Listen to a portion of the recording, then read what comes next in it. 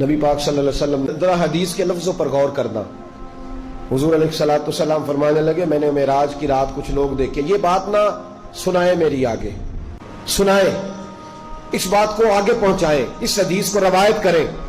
حضور فرماتے ہیں میں نے معراج کی رات کچھ لوگ دیکھے جن کے پاس اعلیٰ خوبصورت پیارا کھانا پڑا تھا، بہترین غذا تھی پاس پڑی تھی، لیکن وہ گند کھا رہے تھے، وہ بدبودار چیزیں کھا رہے تھے، کیڑے مکوڑوں والا گند کھا رہے تھے، کیچڑ کھا رہے تھے.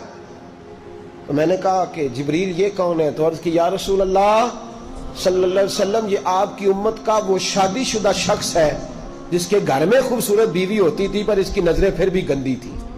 میں کہا کرتا ہوں کہ نکاح نصف الایمان، نکاح آدھا ایمان ہے، تو جو شادی کے بعد بھی نظر گندی کرے اس کو کیا